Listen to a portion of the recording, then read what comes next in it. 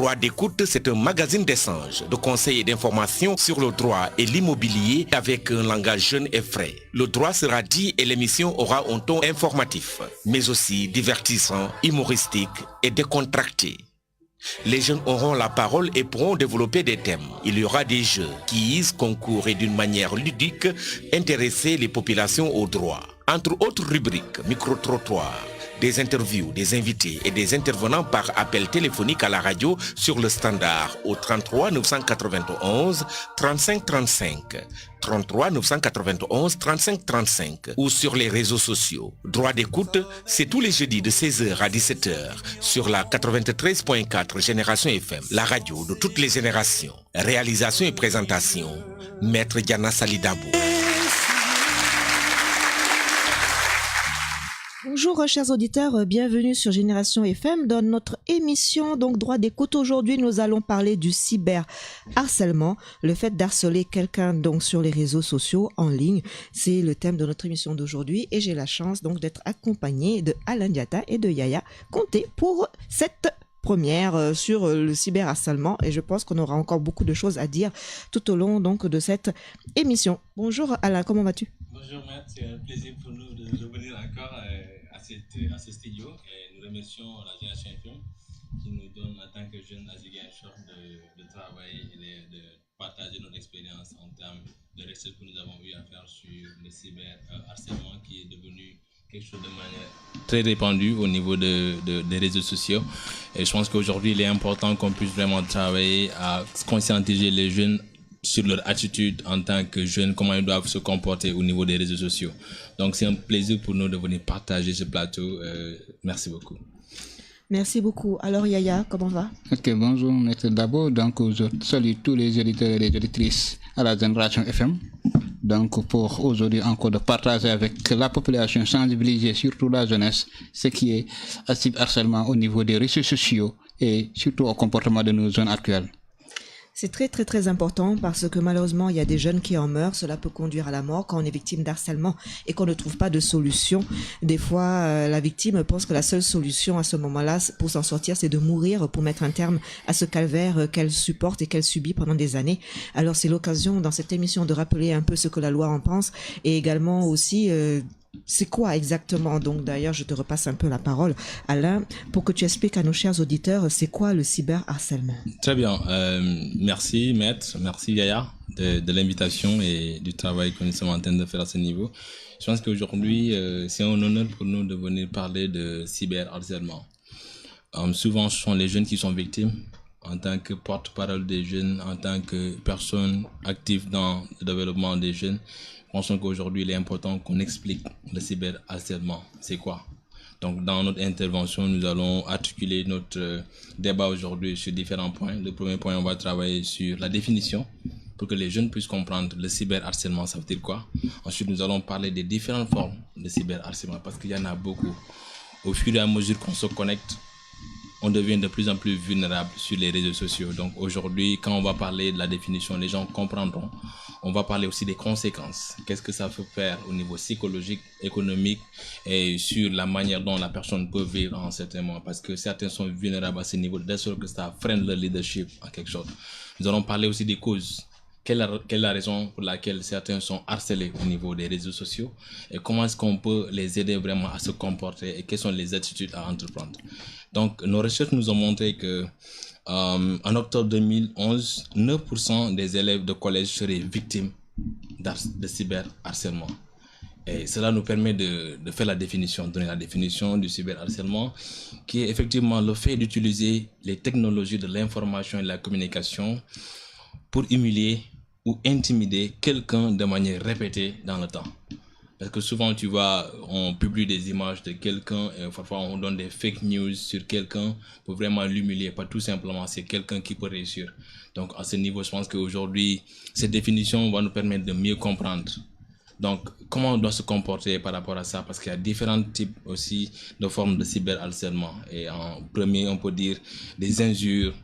Tu vois, quelqu'un peut poster une photo sur sa page Facebook ou bien sur les réseaux sociaux, tu vas voir quelqu'un qui va essayer vraiment de l'humilier en l'insultant, en écrivant des commentaires qui vont le permettre vraiment de se décourager, même s'il est en train de faire des activités de développement. et la personne pourrait se décourager à ce niveau. Ça, c'est juste une forme. Nous avons aussi des rumeurs. Quelqu'un peut créer des rumeurs sur quelqu'un par rapport à sa personnalité, par rapport à sa perception pour lui permettre de ne pas avancer dans un projet qu'il veut mettre en œuvre. Donc, que ce soit sur les Facebook, que ce soit sur les réseaux sociaux que nous connaissons tous. Donc, il y a beaucoup de personnes qui sont victimes de cela. Autre forme qu'on peut aussi soulever ici, ce sont les créations de sujets de discussion. Tu vois des gens qui créent des groupes, que ce soit sur les réseaux sociaux, WhatsApp ou bien sur Messenger, pour vraiment dénigrer quelqu'un. Et tout ça sont des formes qui sont aussi ici là. Mais il est important de savoir que ces comportements peuvent nuire la carrière de quelqu'un. Nous avons vu des gens qui ont voulu se suicider parce que tout simplement, les gens ont développé une mauvaise image à leur niveau.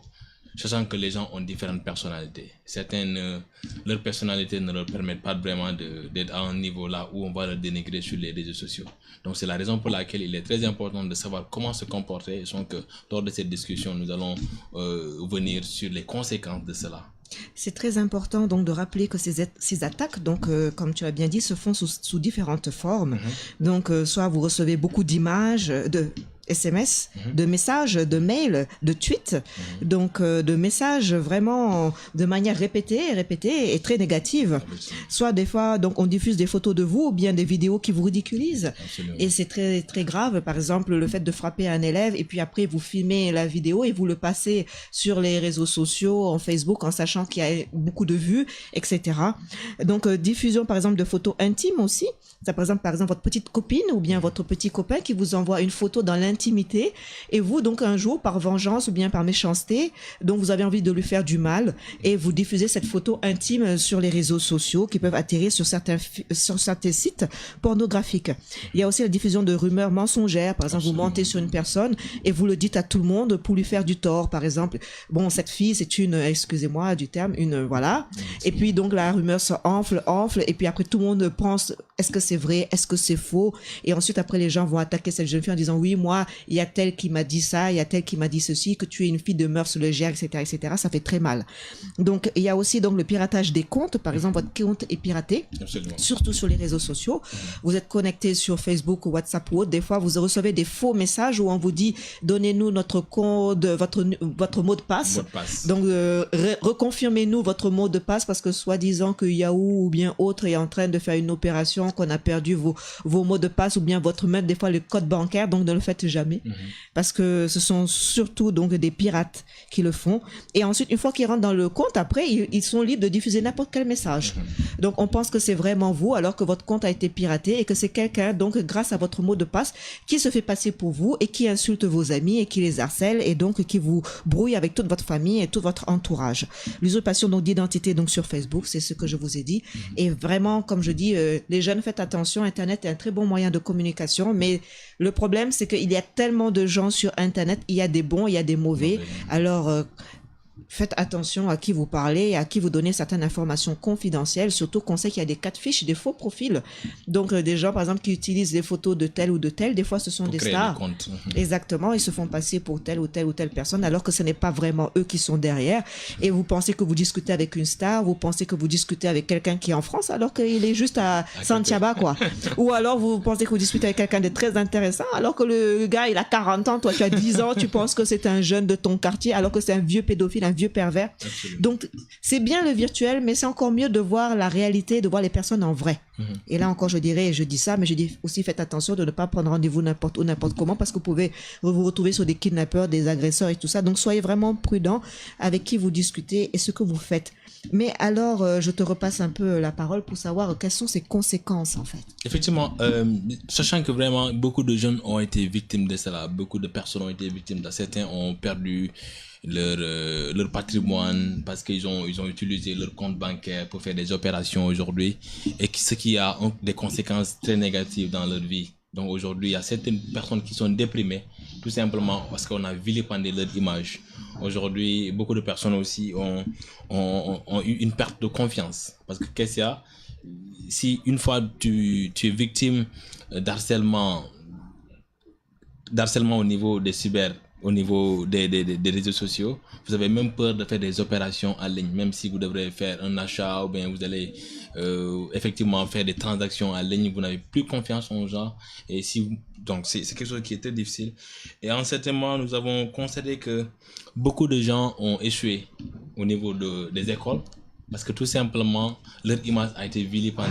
Je prends un exemple d'un élève qui a été filmé par un de ses copains et qui publie sur les réseaux sociaux. Et en certains moments, cette personne ne veut même pas aller à l'école parce que tout souvent, tous ses amis, tous ses professeurs rient de lui. Donc aujourd'hui, je pense qu'on doit quantifier ces conséquences parce que ça crée de l'isolement sur la personne. La personne n'aime pas être avec les gens et en certains moments, ça devient très difficile pour la personne. Donc aujourd'hui, en termes de conséquences aussi, je vais parler aussi d'aspect professionnel parce que nous, on travaille surtout avec le développement de leadership des jeunes. La plupart des recruteurs, avant qu'ils puissent recruter quelqu'un, souvent, ils font le maximum pour vérifier ton degré de persévérance au niveau des réseaux sociaux. Est-ce que ton image, ton profil est bon? Est-ce que les images que tu publies? Donc vous imaginez si votre compte est piraté parce que tout simplement vous n'avez pas eu le temps de sécuriser votre compte, quelqu'un utilise vos comptes pour publier des images qui ne sont pas bien, pour ne pas dire des images pornographiques, et que quelqu'un veut vous recruter. En termes de culture organisationnelle, ce recruteur va douter de votre capacité vraiment à être confidentielle, votre capacité vraiment à être une personne respectueuse. Donc aujourd'hui, ça fait de telle sorte que beaucoup de jeunes ne parviennent pas à bénéficier à certains postes de responsabilité tout simplement parce que leur histoire ne reflète pas les positions qu'ils doivent bénéficier. Je donne un exemple aussi. Parfois, les gens oublient que les photos que vous publiez, ou bien les messages que vous écrivez sur les réseaux sociaux peuvent vous rattraper.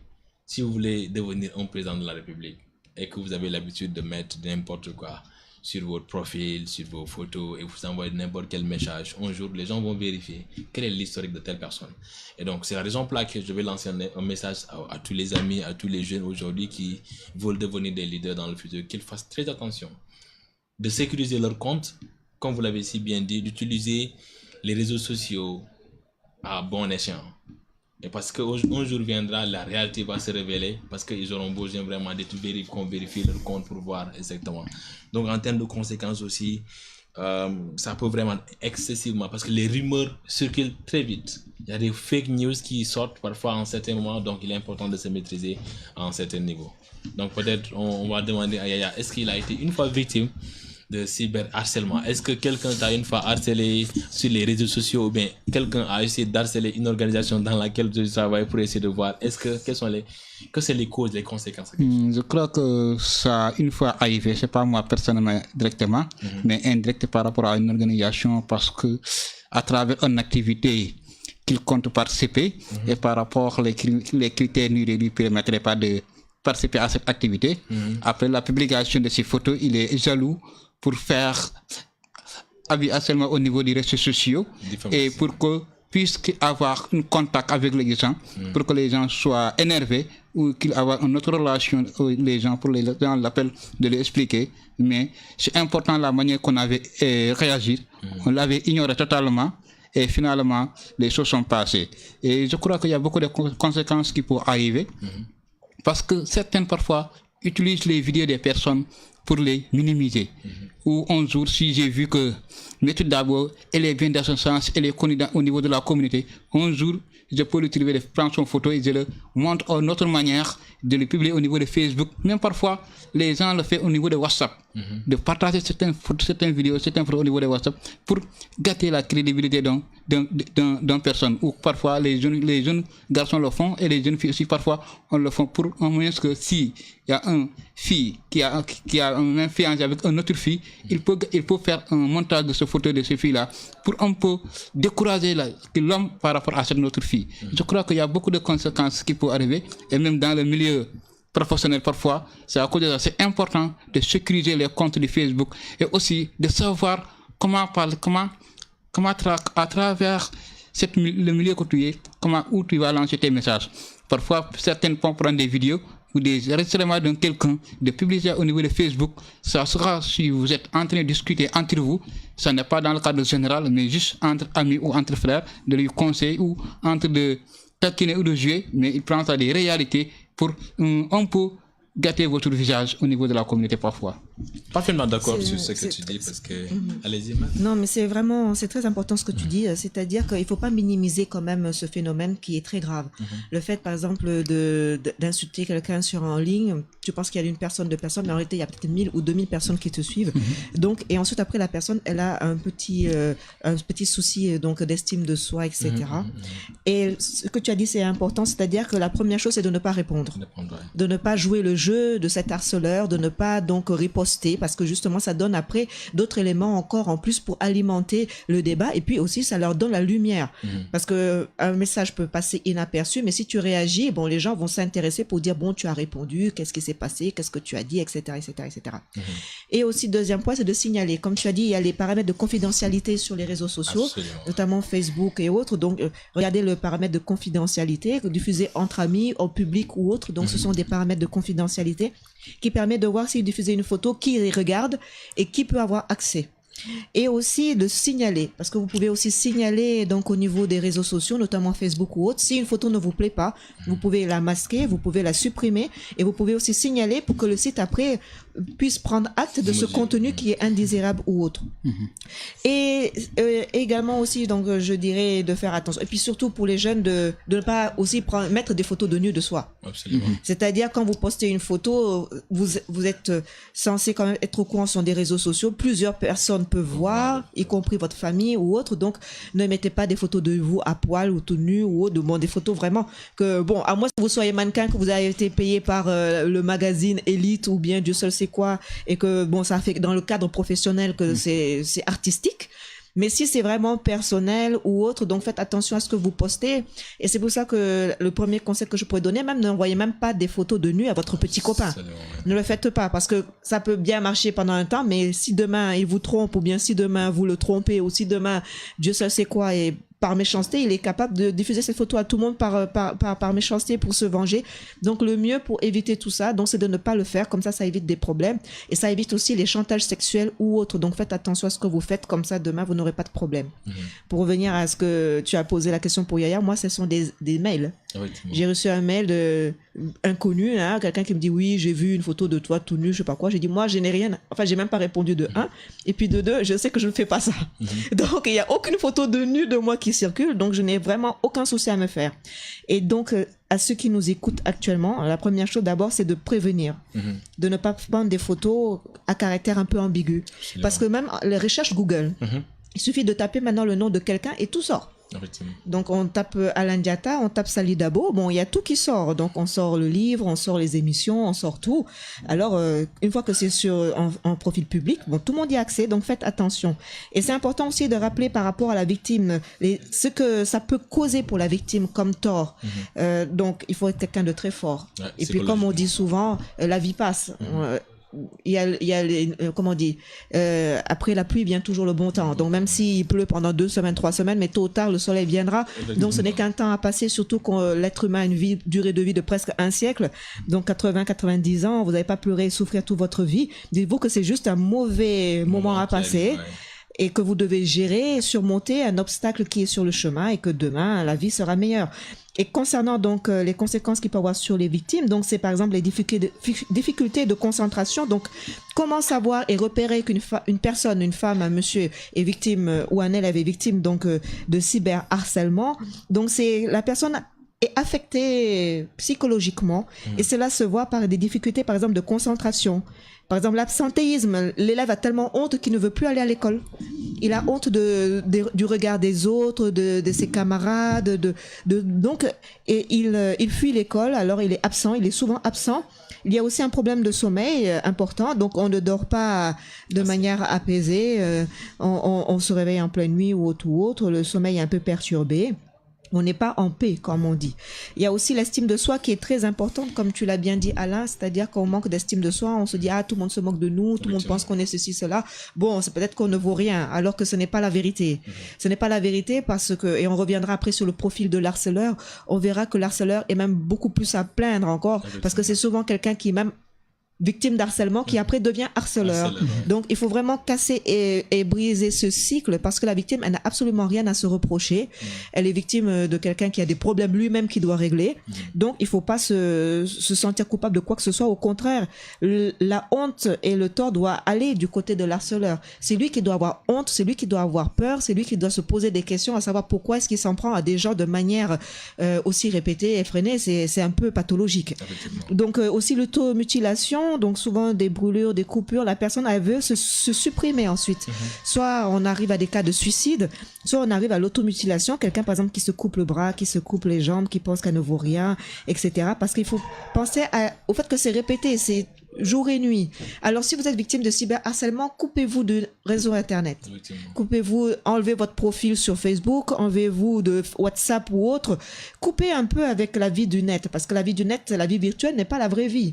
Moi, j'avoue que je suis sur l'internet quand je suis pour le boulot, etc. Mais la nuit, je suis très bien chez moi et j'ai pas besoin d'être tout le temps connecté, répondre aux messages, etc., etc. Donc il faut avoir une vie ailleurs et à côté, à part de cette vie virtuelle, et qui est beaucoup plus belle, aller au restaurant avec sa famille, aller au restaurant avec son copain ou avec ses amis. Donc ça, c'est la vraie vie. Absolument. Donc aller en concert, il y a beaucoup d'activités dans la région, dans la ville, où que vous soyez, que vous nous écoutez. Donc profitez de cette vraie vie, d'aller voir des vrais gens, vraiment de rigoler, une petite soirée sympathique au restaurant entre amis et tout ça. Il n'y a rien de plus merveilleux que de rester tout le temps sur Internet à écouter, de voir les faux messages qu'on vous envoie et de gens haineux qui des fois n'ont rien d'autre à faire que ça.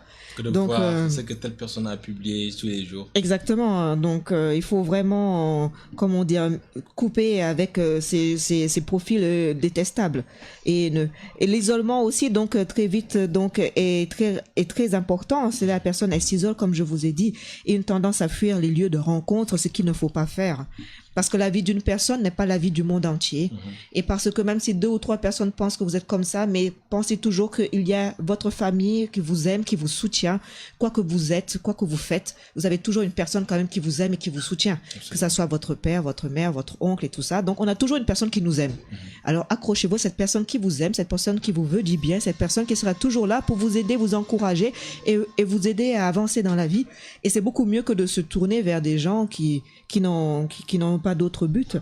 Et lorsqu'on parle, par exemple, je vous ai dit donc du profil de l'harceleur, l'harceleur donc qui cherche souvent une faille pour vous faire du mal. Souvent c'est de la provocation au début et puis quand on voit que ça marche, bon c'est là qu'on amplifie le phénomène. Alors que si vous avez les arguments pour répondre, la personne elle se détourne de vous, elle va chercher le plus faible. Et souvent cet harceleur a des problèmes lui-même et on verra que quand il grandira, cette personne ne continuera à avoir cette attitude détestable qui peut demain même le conduire à la prison, à des problèmes beaucoup plus graves, notamment donc à ne même pas trouver du travail, par exemple. Souvent ce sont des gens qui n'arrivent même pas à s'insérer socialement. Ils sont isolés eux-mêmes et ils veulent que tout le monde soit comme eux. Donc parce que toi tu n'as pas réussi, tu ne veux pas que les autres réussissent, donc tu penses que tout le monde est comme toi et donc tu es plein de haine et de choses négatives. Ce sont des gens vraiment il faut fuir. Et aussi donc éviter donc le stigmatisme. Par exemple pour l'apparence physique, on dit tu es trop maigre, tu es trop grosse, tu es trop ceci, tu es trop cela. Mais heureusement que Dieu est grand et que Dieu nous aime tous comme nous sommes et que bon même si toi je trouve que tu es trop maigre, mais il y aura sûrement un autre homme qui va adorer les gens maigres comme toi. Donc allez vers les gens positifs qui vous aiment comme vous êtes. Vous êtes trop grosse, vous êtes trop ronde, mais il y a des hommes qui aiment les femmes rondes. Ouais. Donc vous avez des hommes qui aiment les formes. Tout le monde n'est pas à aimer des bâtons quoi. Donc trouvez une personne qui vous aime comme vous êtes. Et aussi donc l'identité, donc l'accent par exemple des étrangers, par exemple on vous dit tu parles de façon bizarre, tu t'habilles de manière bizarre, ou bien par exemple tu as une personnalité un peu bizarre, tu es trop timide, trop ceci, trop cela, etc.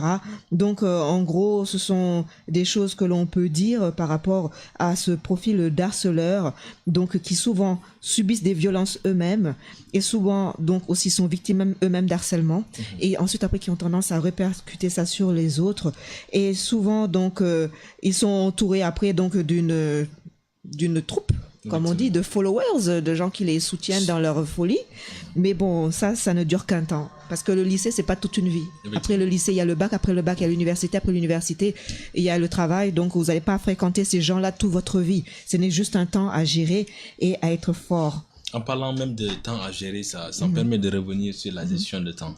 Parce que si tu vois aujourd'hui que les jeunes sont devenus de plus en plus vulnérables sur les réseaux sociaux, c'est parce qu'ils passent beaucoup de temps sur les réseaux sociaux. Et plus nous passons beaucoup de temps sur les réseaux sociaux, on devient de plus en plus vulnérable.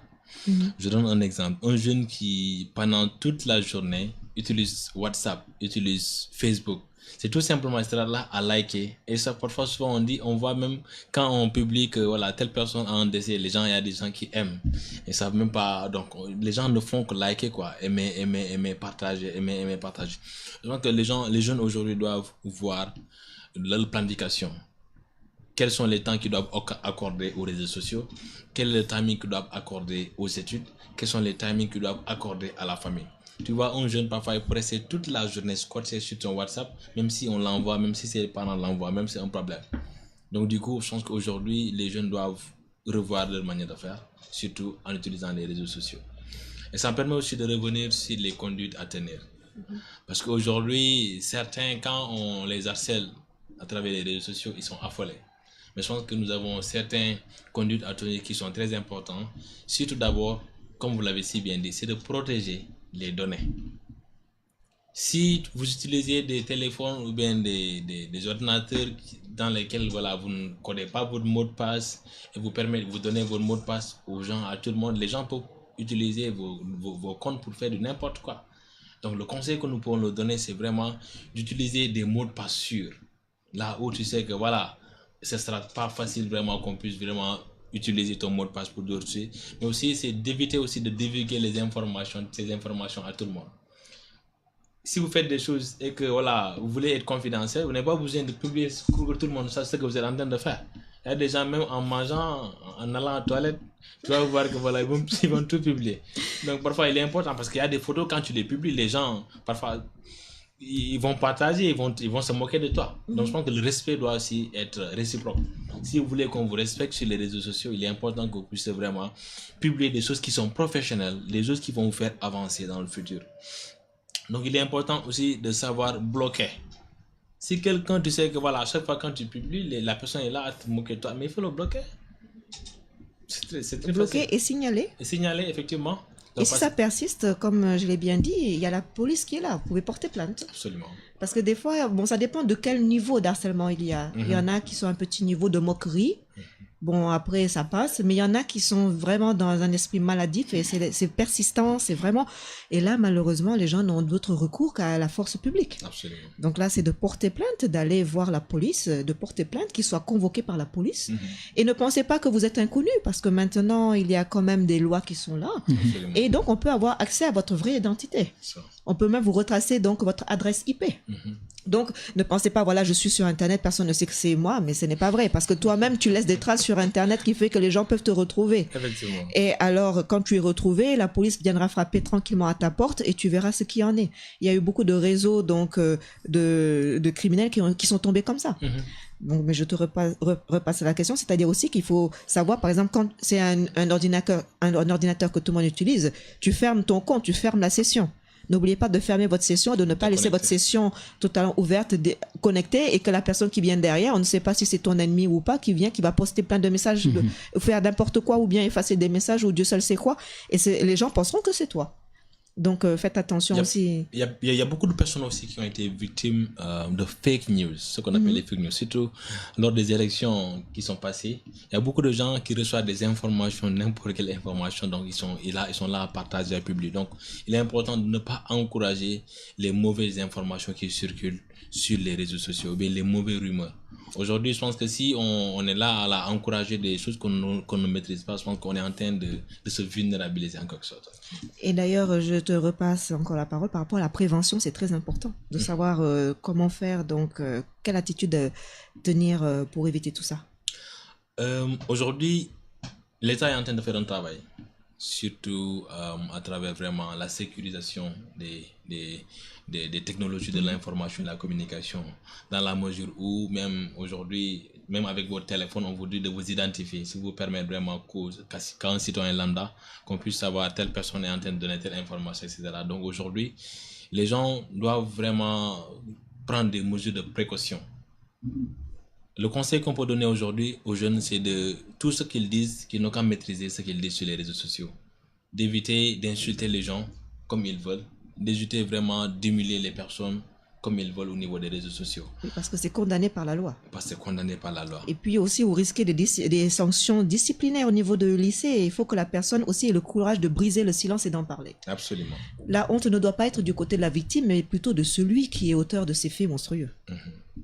Est-ce que tu as une fois été victime de ça?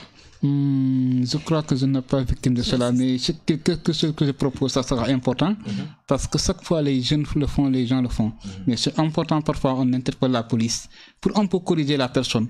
Parce que si chaque fois les gens font ces phénomènes, chaque fois, pas de sanctionnement, pas de correction, il va continuer et quelqu'un peut lui suivre encore. Mais parfois, si les choses exagèrent, si on interpelle la police, si la police fait son travail, les choses peuvent changer petit à petit. Si quelqu'un a entendu, on a pris quelqu'un pour cela, quelqu'un n'aura pas le courage de le faire et une autre personne.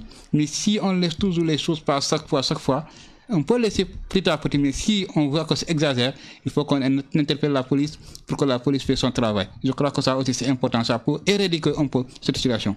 Alors, la prévention en amont, donc, c'est de gérer ses paramètres de confidentialité, comme on vous a dit, sécuriser son mot de passe, aussi respecter donc sa vie privée et celle des autres. Maintenant, comment réagir face à une victime donc de cyberharcèlement lorsqu'on voit qu'une victime, par exemple, est craintive, qu'elle, des fois même sur les réseaux sociaux, il y a des victimes qui disent bon, je vais mourir, je vais me suicider, etc. Ce sont des choses à vraiment prendre au sérieux. Parce qu'il y a eu des victimes qui, avant de se donner la mort, ont quand même voulu donner l'alerte. Essayer de trouver une main tendue pour essayer de voir sur les réseaux sociaux ou autres, bon, quelque chose que vraiment ils n'en peuvent plus. Donc quand quelqu'un en arrive là, c'est vraiment pas à prendre à la légère, c'est vraiment se dire que la personne n'en peut plus. Et que donc dans ce cas-là, il faut vraiment briser le silence. Quand vous êtes témoin de cyberharcèlement, vous devez briser le silence, vous devez dénoncer ces auteurs. Par exemple, vous avez des amis ou amis E ou amis I comme on dit, ou bien des connaissances, vous savez que telle personne n'arrête pas d'harceler l'autre personne, mais il faut le dénoncer. Vous n'avez pas à le protéger puisque c'est lui qui est l'agresseur, c'est lui qu'on doit sanctionner, pas la victime.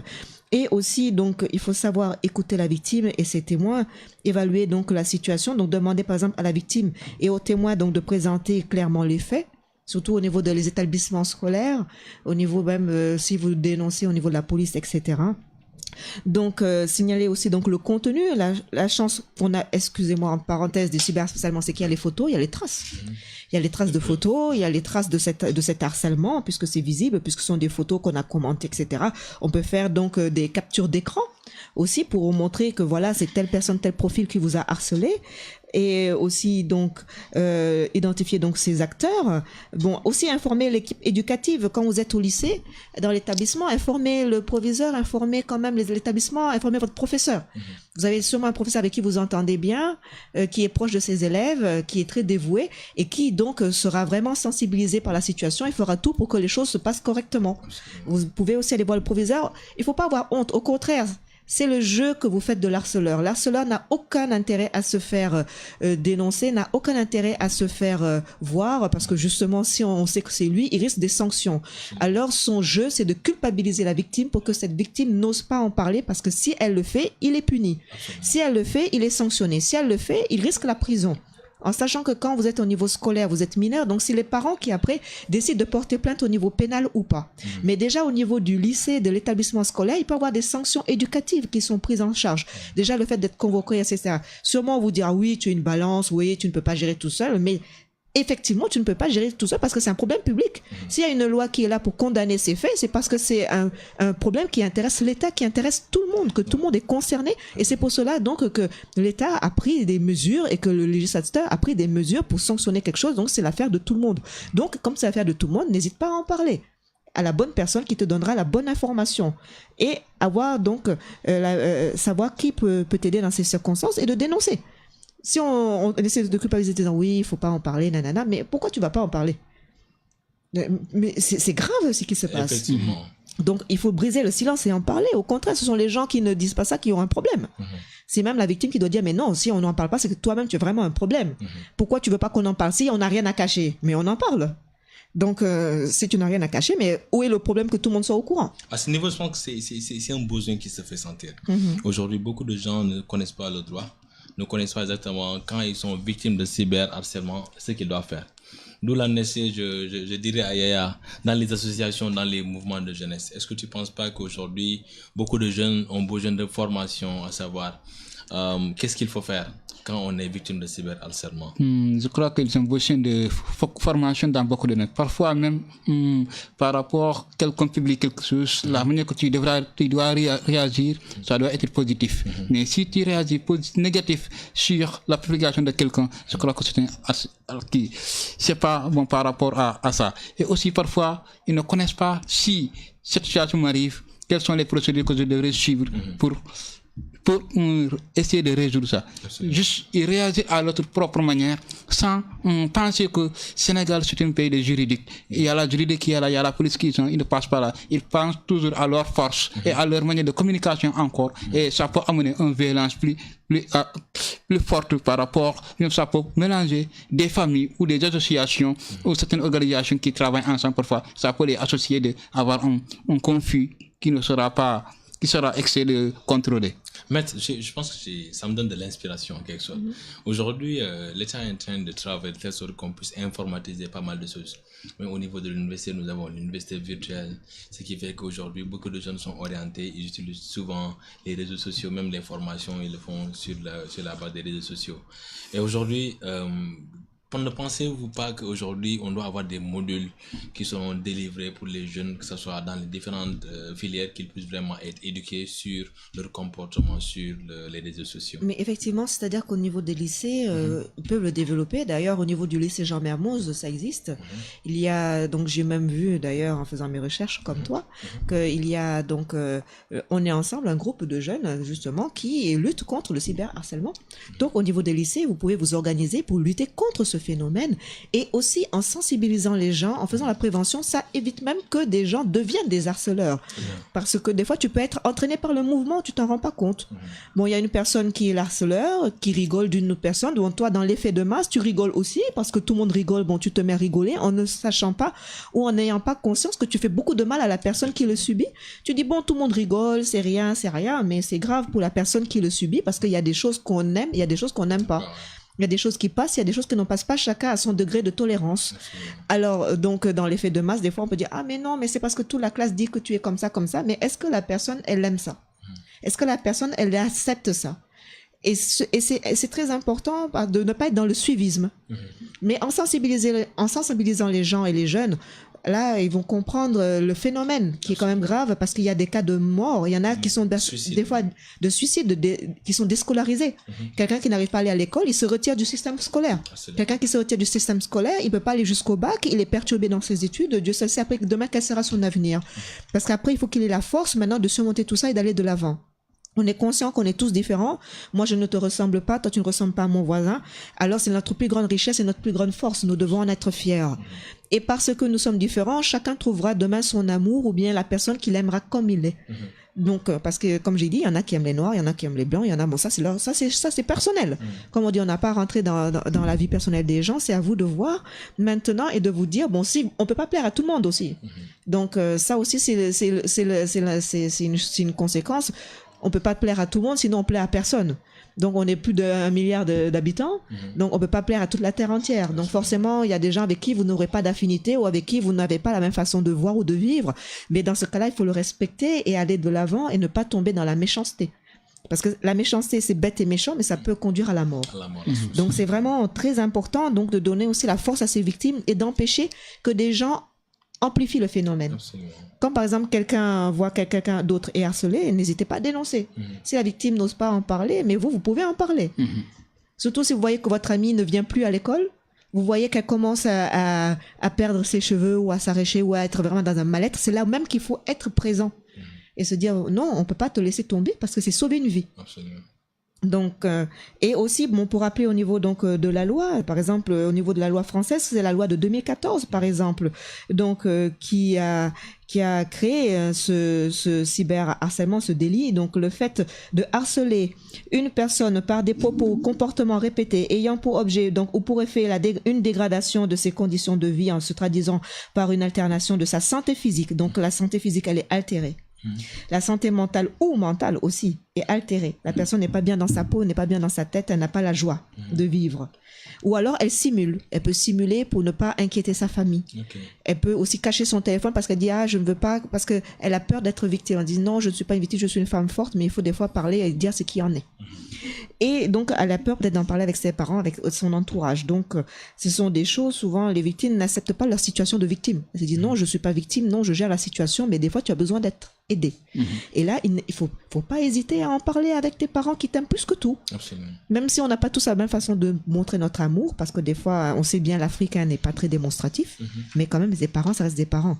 Et les premières personnes à souffrir, ce seront tes parents, si tu n'es pas là demain. Donc ça, c'est une chose indéniable et une chose acquise. Donc le fait, par exemple, donc je vous ai dit, est puni aussi d'un emprisonnement d'un an et de 15 000 € d'amende, donc lorsque ces faits ont causé une incapacité totale de travail inférieure ou égale à 8 jours ou n'ont entraîné aucune incapacité de travail. Autrement dit, lorsqu'on saisit la justice, forcément, il faut prouver les faits. Les faits peuvent être prouvés par tous les moyens parce qu'on est en matière pénale, y compris donc les messages et tout ça que vous recevez, les captures d'écran et tout ça que vous pourrez faire. Aussi, n'hésitez pas à aller voir le corps médical pour avoir une incapacité de travail. Si vous êtes tellement harcelé que vous n'osez pas aller au travail pendant 1 semaine, 2 semaines, 3 semaines, mais faites-le constater de manière médicale. Et également, aussi, donc c'est les faits sont comment dire amplifiés. Je veux dire, la sanction elle est aggravée quand, par exemple, ça a été commis sur un mineur de 15 ans. Si vous êtes mineur et que la capacité totale de travail, par exemple, elle est supérieure à 8 jours, donc là, vous risquez, par exemple, 2 ans d'emprisonnement et autant donc de milliers d'euros donc d'amende qui peut aller jusqu'à 45 000 € d'amende. Donc, cela dépend des cas, des conséquences, etc. Et on peut le payer très cher. Et cela peut aller jusqu'à donc 3 ans d'emprisonnement et 45 000 € d'amende au plus fort, donc de cette peine de cyberharcèlement.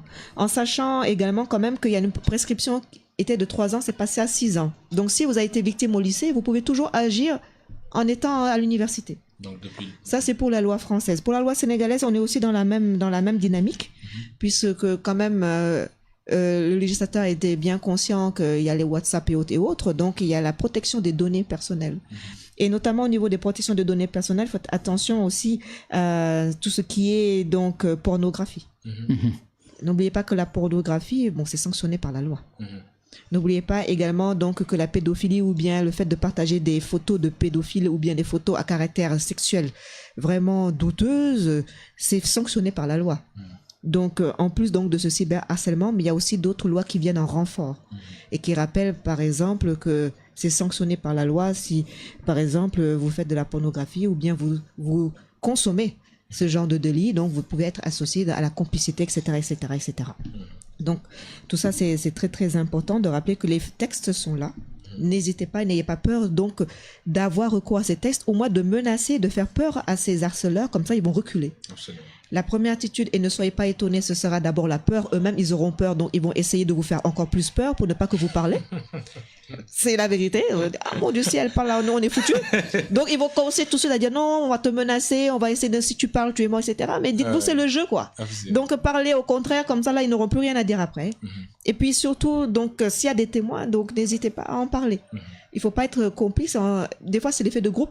Par exemple, c'est la tête de Turc de l'école. On dit que c'est la pop-up girl ou Dieu seul sait quoi. Bon, au niveau donc du Sénégal, on dit pas pop-up girl, mais bon, alors donc vous voulez adhérer à ce groupe de personnes, donc vous suivez comme ça là aveuglément, mais non, parce qu'il y a la sanction pénale qui est derrière.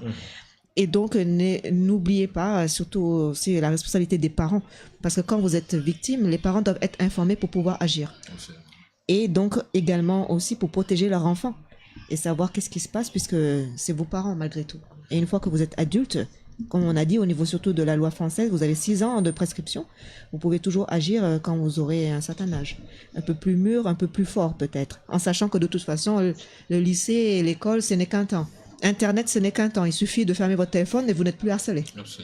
Et après, comme on dit, les nouvelles, ça va tellement vite, il y a toujours des fils d'actualité. Donc l'actualité d'aujourd'hui n'est pas l'actualité de demain.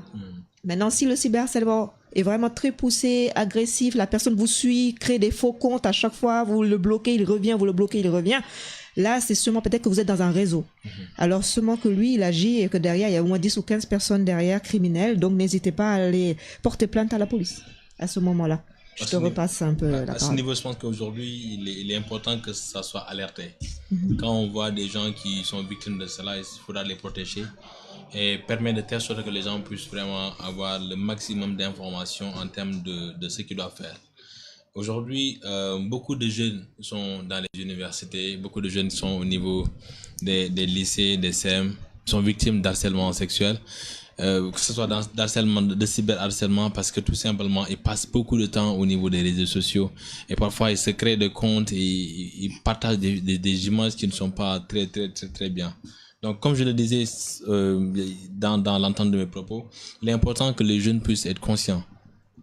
Parce que les images qui sont postées sur les réseaux sociaux, on peut les supprimer parfois, mais ça peut rester. Les messages que nous envoyons au niveau des réseaux sociaux, on peut penser les supprimer, mais ça va rester. Aujourd'hui, quand on veut être un président, quand on veut être un responsable dans un domaine, on peut être démystifié, on peut perdre une candidature tout simplement parce que nous avions l'habitude de poster du n'importe quoi au niveau de nos réseaux sociaux. Donc aujourd'hui, je demanderai à Yaya aussi pour nous donner un exemple. Est-ce qu'il a une fois vu quelqu'un qui a perdu un poste tout simplement parce que la manière dont il communiquait sur les réseaux sociaux n'était pas bien, ou bien la manière dont il postait ses photos n'était pas bien sur les réseaux sociaux? Je crois que ça existe. J'ai vu ça plusieurs fois, certaines par rapport même au moment que les jeunes qui n'est pas en train de chercher du travail, par rapport à son comportement, c'est une réaction au niveau de Facebook, même parfois à sa manière de communication, parce que il communique n'importe comment à travers les réseaux sociaux et il pense pas que au demain, s'il veut du travail, les gens vont aller sur son profil de chercher ce qu'il est en train de faire. Parfois, il attaque les gens inutiles et négativement. Chaque fois, je l'ai vu. Mais pour obtenir du travail, les gens sont référés par rapport à ça. Il a perdu son poste à travers cela. Donc, je crois que c'est important qu'on voit notre comportement en tant que jeunes. Qu'on regarde que nous, on est des jeunes, qu'on doit comporter comme des responsables et comme un citoyen digne. Un citoyen digne, c'est quelqu'un qui respecte une autre personne. Si je me respecte, je dois respecter quelqu'un d'autre. C'est ça, en lui disant quelque chose qui va qui aura quelque chose de négatif sur lui et qui n'est pas des réalités. Même si c'est quelque chose qui est réalité, il y a une manière de parler ça, mais c'est pas au niveau des réseaux sociaux. Je crois que c'est important qu'on change notre comportement et notre manière de communication à travers les réseaux sociaux, surtout les jeunes. Et particulièrement, je dis parfois les étudiants. Il dit que moi je suis étudiant. Mais l'étudiant, normalement, un étudiant doit être en référence parce qu'il est intellectuel. Mais actuellement, nos étudiants croient que de se vendre ou de se crier au niveau de Facebook ou de se battre avec les gens au niveau de Facebook, c'est ça le gentleman d'un étudiant. Très bien. Il y a autre chose que je voulais souligner, Maître. En fait, nous avons constaté qu'au niveau de la France, nous avons une association qu'on appelle e-Enfance. On sait que le Sénégal a signé la Convention des Nations Unies sur la protection des droits de l'enfant. Est-ce qu'au Sénégal, pensez que voilà, il y a des plateformes qui sont mises en place pour vraiment protéger surtout les enfants ou bien les jeunes qui sont victimes d'harcèlement sexuel en ligne? Je pense que ce sont des choses sur lesquelles on doit réfléchir. Effectivement. Il y a beaucoup de choses en fait en réalité à faire. Même on parle de cyberharcèlement, mais c'est même aussi le cas pour les femmes.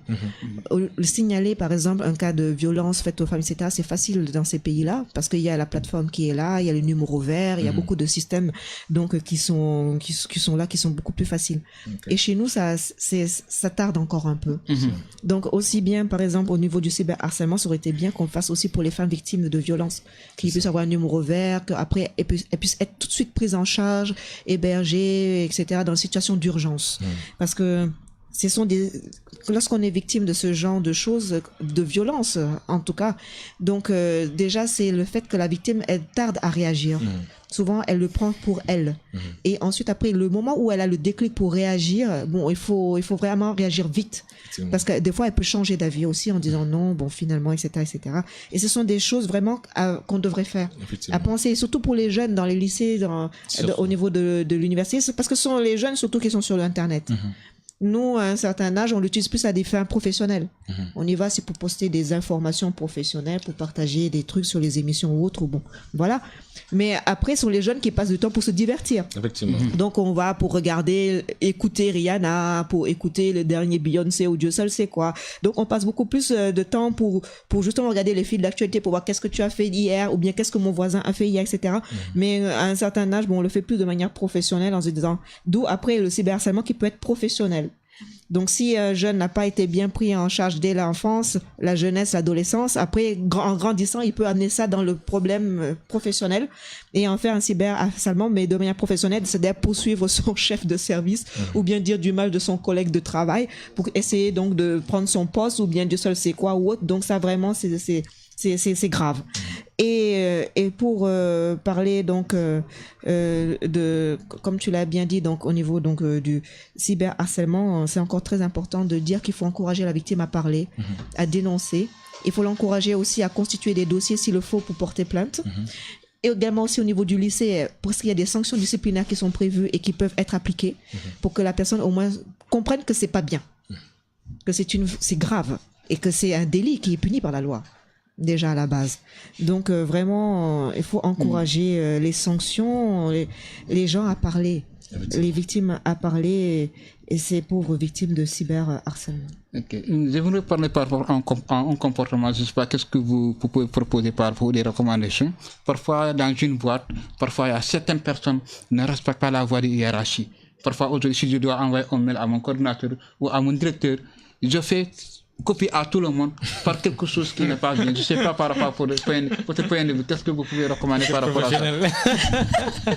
Bon, je vais répondre plusieurs fois. C'est-à-dire qu'il ne faut pas oublier, comme tu dis pour la recherche d'emploi.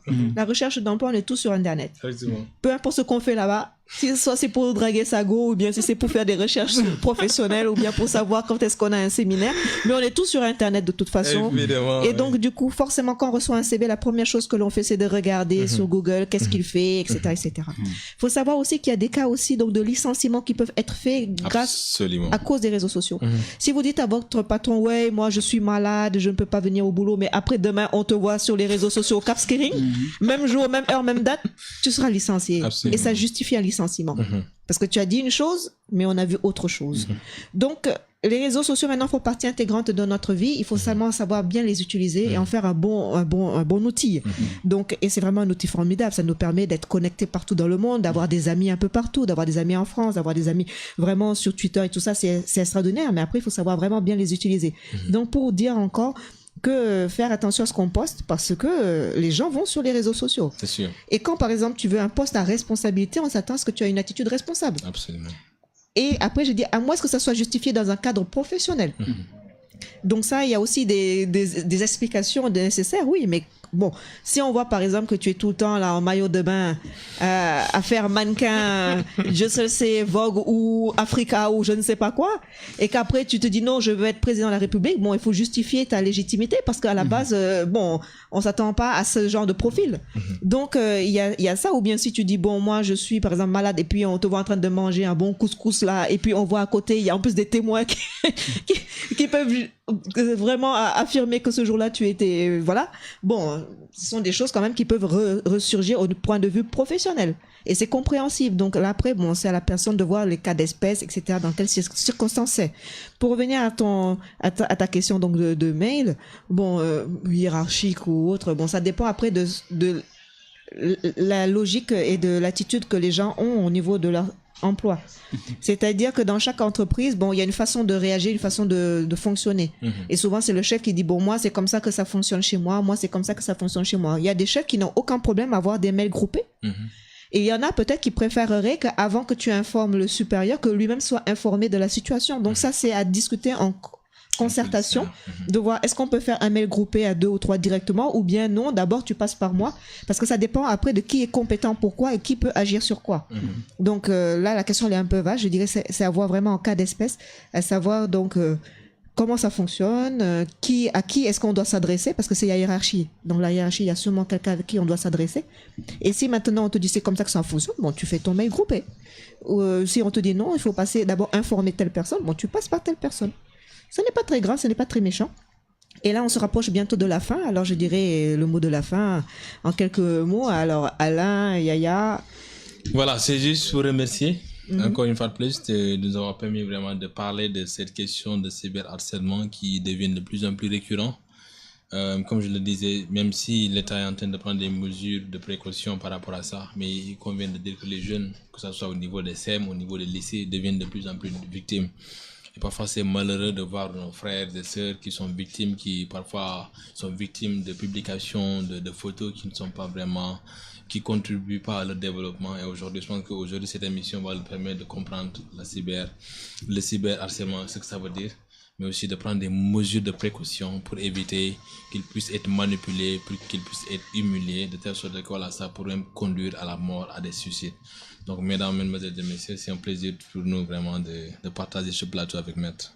Merci. Yaya? Ok, je remercie tous les auditeurs et les auditrices que si de lui rappeler que toujours c'est important qu'il approche, parfois si l'émission est échappée, il faut approcher au site de Maître Salih Dabo par rapport au cabinet, au site d'internet ou Génération FM pour assez d'informations parce que c'est des choses qui sont très utiles pour la jeunesse qui peut avoir ça dans les différentes réseaux sociaux à travers cabinet Maître Salih Dabo et au niveau des Générations FM pour chaque fois de vous rappeler, de vous renseigner à des informations qui seront utiles pour vous. Merci beaucoup. J'en profite aussi pour remercier l'INCA et leur grande et forte participation. Et aussi, j'en profite aussi donc pour donner, plutôt adresser un petit mot réconfortant aux victimes d'harcèlement et de cyberharcèlement. Donc, osez en parler parce que c'est sauver une vie. Et aussi, il faut savoir les écouter, les encourager et les accompagner parce que c'est aussi sauver une vie.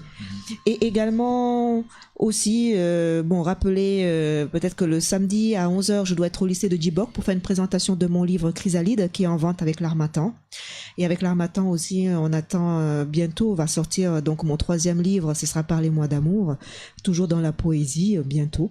Alors pour ceux qui sont intéressés par la littérature, qui aimeraient bien savoir de quoi est-ce qu'on parle, donc quand on est écrivaine, et d'ailleurs j'ai commencé très tôt, j'ai commencé à l'âge de 10 ans, ce n'est pas nouveau.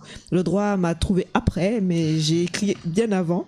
Alors je vous donne rendez-vous le samedi à 11h au lycée de Djibok, donc pour une présentation du livre Chrysalide, ou alors donc sur les réseaux sociaux, ou alors passez nous voir au cabinet juste en face de la BCAO pour notre plus grand bonheur. On sera vraiment ravis de vous accueillir, moi et tous mes collaborateurs. Et je vous remercie également donc Alain et Yaya, et je vous dis à très bientôt. Merci en beaucoup. direct.